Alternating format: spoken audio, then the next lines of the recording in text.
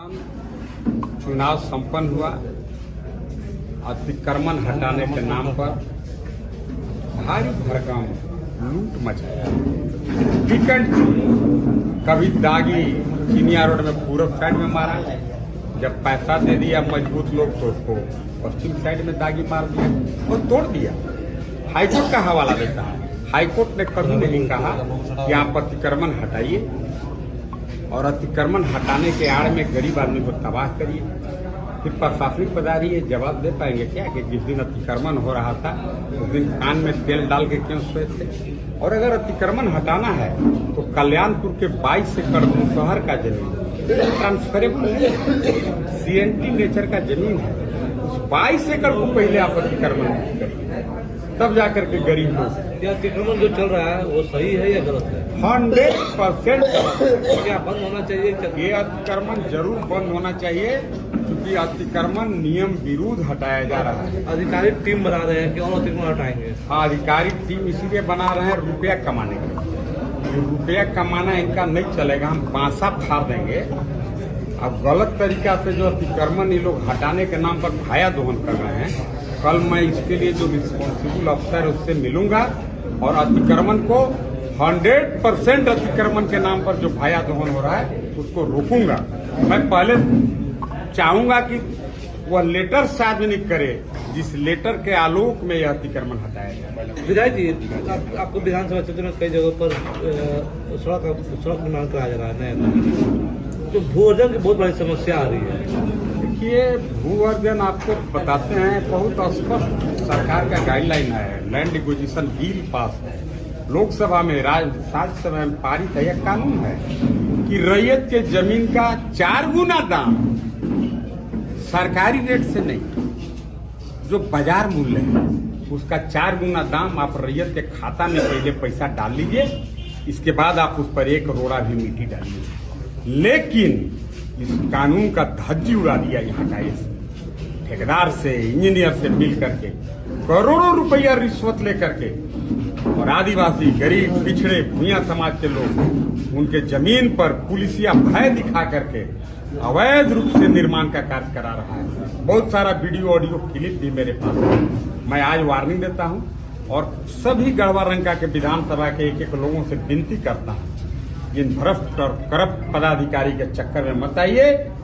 आपके जमीन पर बिना मुआवजा मिले हुए अगर ठेकेदार काम लगाता है, मारो या पटकन से कपार फाड़ दो। सरकारी काम में बाधा आप नहीं कर रहे हो, सरकारी काम में बाधा यहाँ के पदाधिकारी कर रहे हैं।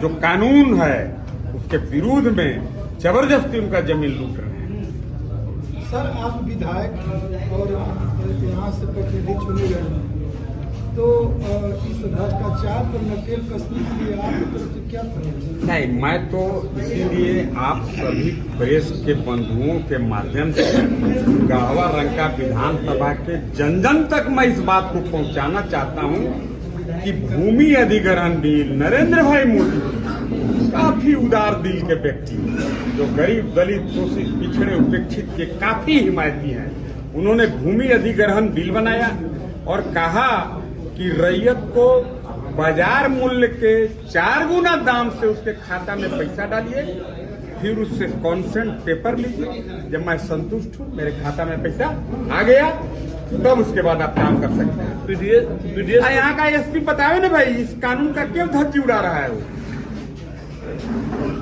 यही विषय है। पीडीएस को लेकर अनाज कम मिल रहा है, आप आपको क्या कहेंगे? हम आपको बोले कि देखिए, मेरा तो हमको जनता यहाँ के लिए इसलिए नहीं चुना है।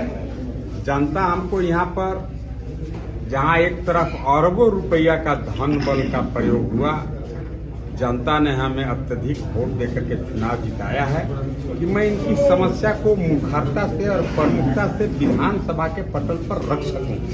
अभी आने वाला जो सत्र होगा उसमें इन सभी भ्रष्ट पदाधिकारी, चाहे PWD का इंजीनियर हो, चाहे यहाँ का SP हो, यहाँ के DC के बारे में थोड़ा सा डाउट होता है, क्योंकि अगर बहुत करप्ट भ्रष्ट होता तो इसका बेटी UPSC नहीं करती, मेरा मानना है।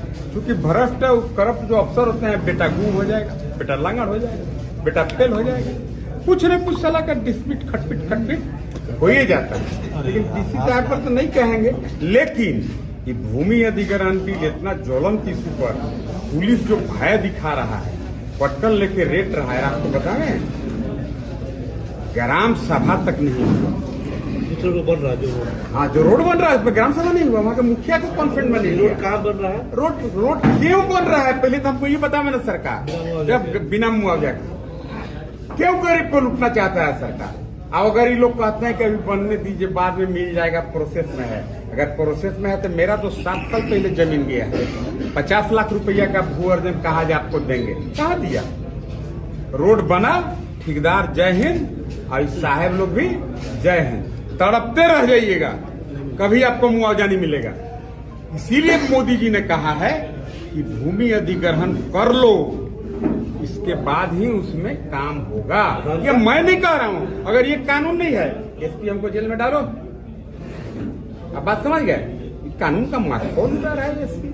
ठीक है, प्रमोटी है, कौन बैच का हम नहीं जानते हैं, एक बैच में नहीं तो बहुत सारे फर्जी लोग भी जेपीएससी घोटाला में अफसर बने हैं, उस बैच का है कि नहीं हमको नहीं पता है। जैसे लोग का मामला सुप्रीम कोर्ट में है, लोग का तो नौकरी अब तब जाए नौकरी है, अब उस बैच का है कि किस बैच का हम नहीं जानते हैं। लेकिन यार प्रमोशन होके आईपीएस बन गया, तो क्यों जेएमएम का गुलामी कर रहा है? तुम किसके दम पर गुलामी कर रहा है? जब जेएमएम के जिसके दम पर तू गुलामी कर रहा है, जब वह जेल जा सकता है, जब हेमंत सोरेन जेल जा सकता है, आलमगीर आलम जेल जा सकता है, मिथिलेश ठाकुर जेल के दहलीज पर खड़ा है, तो एसपी कौन घास पात है बहादुर, कहाँ के चटपटई है? अब कानून तोड़ रहा है कि हाँ रुपया कमाने आया है, वो सत्येंद्र तिवारी के जमाना में, इसको मैं कल से रोकूंगा। रंका रमकंडा रोड में बहुत सारा माइनिंग हो रहा है, क्या वो वैध है या अवैध? रंका रमकंडा रोड में 99% क्रशिंग और माइनिंग अवैध है। वह उन दिनों के तत्कालीन मंत्री, सीओ, डीसी, जो माइनिंग अफसर हैं, सभी लोगों ने गलत तरीका से एनओसी देने का काम किया है, और वो सब विधानसभा का कमेटी का जीत होगा, जांच होगा, सभी दोषी लोग जेल जाएंगे।